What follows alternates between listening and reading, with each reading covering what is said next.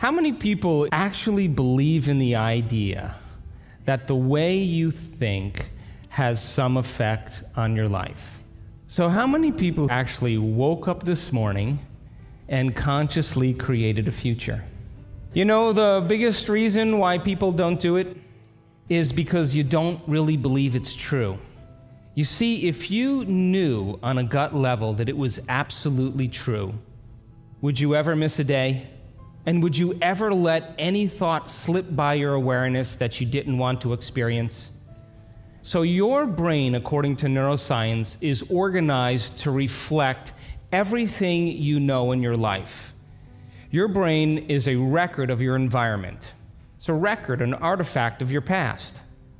So if you believe this, then does your environment control your thinking, or does your thinking control your environment? So if you wake up in the morning and you get out of bed on the same exact side as you did the day before, you shut the alarm clock off with the same finger, you slip into your favorite slippers, you shuffle into the bathroom and you use the toilet like you always do, then you walk over to the mirror and you look at yourself to remember who you are, then you get into the shower and you wash yourself in the same routine way, then you groom yourself to look like everybody expects you to look. Then you go downstairs and you drink coffee out of your favorite mug. Then you drive to work the same way as you did the day before. You see the same people that push the same emotional buttons. You do the exact thing that you know how to do and you memorize and can do so well that you're an expert at. Then you hurry up and rush home so you can hurry up and check your emails, so you could hurry up and go to bed, so you can hurry up and do it all over again. Now, here's my question. Did your brain change at all that day? We could say that you were thinking the same thoughts, performing the same actions that create the same experiences that produce the same emotions, but secretly expecting something to change in your life. So then, as the environment turns on different circuits in your brain, you begin to think equal to your environment. As you see the same people and go to the same places and do the same things at the same time, it's the external environment that's turning on different circuits in your brain, causing you to think equal to everything that you know.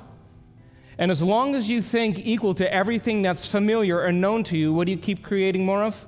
Same life. Now, the quantum law is still applying to you. You're just thinking equal to everything that you know, and you keep creating more of the same. To change, to truly change, is to think greater than your environment. And every great person in history knew this, whether it was William Wallace or Mahatma Gandhi or Martin Luther King or Queen Elizabeth I or Joan of Arc. They all had a vision. They all had an idea. Couldn't see it, couldn't smell it, couldn't taste it, couldn't feel it, but it was alive in their mind. It was so alive in their mind that they began to live as if that reality was actually happening now. So can you believe in a future that you can't see or experience with your senses yet, but you've thought about enough times in your mind that your brain is literally changed to look like the event has already happened? Neuroscience says it's absolutely possible. Now, your personality creates your personal reality. That's it. It's that simple. And your personality is made up of how you think, how you act, and how you feel. So the present personality who's sitting here today, you, has created the present personal reality called your life. Would you agree? Would you also agree then, if you wanted to create a new personal reality, that on a fundamental level you would have to change the thoughts that you are thinking, the behaviors and habits that you're demonstrating, and the emotions that you've memorized that's become part of your identity? And most people try to create a new personal reality as the same personality, and it never works. We have to become somebody else. So then, as you keep thinking the same thoughts, performing the same actions, and living by the same experiences that produce the same emotions, there's a principle in neuroscience that says nerve cells that fire together wire together.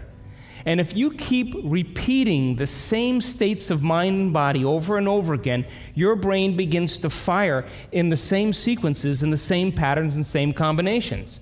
And whenever you make your brain work in a certain way, that's called mind. Mind is the brain in action.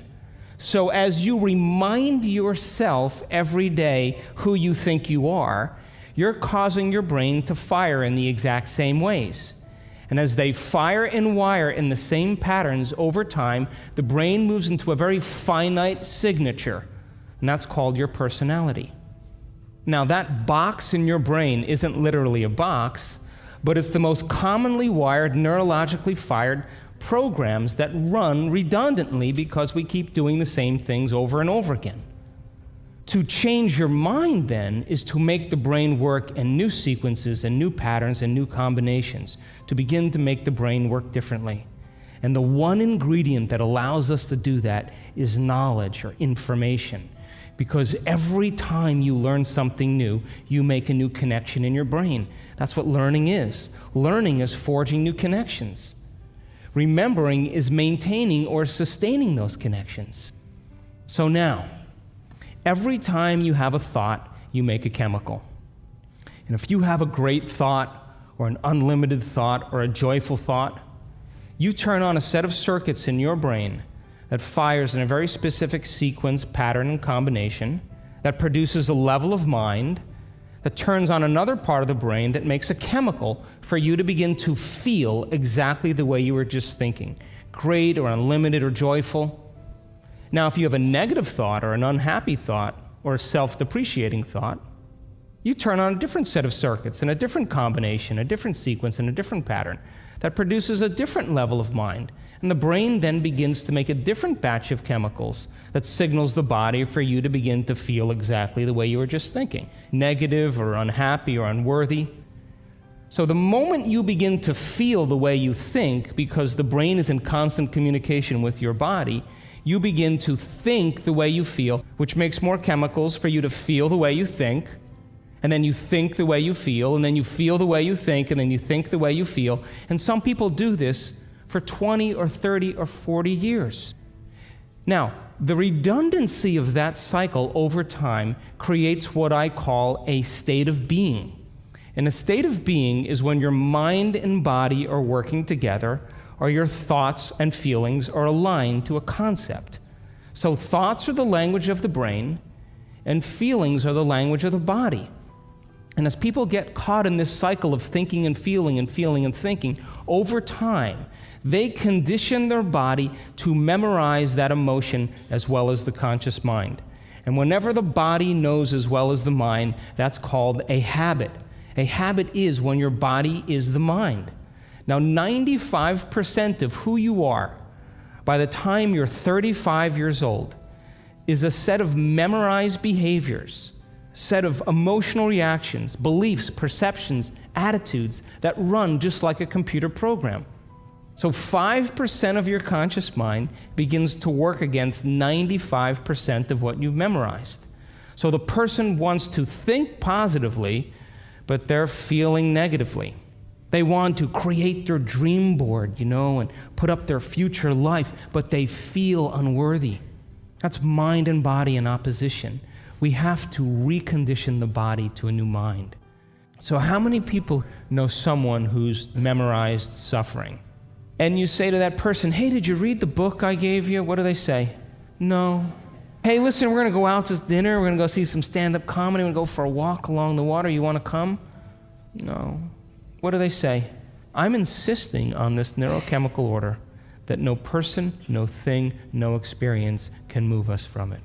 And we have these three brains to allow us to move into a new state of being. And the quantum field, universal mind, whatever you want to call it, responds to who you're being. Not what you're thinking, not what you're feeling, but the combination of how you're thinking and how you're feeling, called a state of being. Now, most people wait for what? Crisis or trauma or disease or loss or diagnosis to really want to change. They wait to the point where the ego is brought to such a low level that they cannot go on business as usual any longer. That's when we begin to look at how we're thinking or what we believe or how we act or our attitude or what emotions we're living by. And my message is, why wait? We can learn and change in a state of pain and suffering, which tends to be the human model, or we can learn and change in a state of joy and inspiration.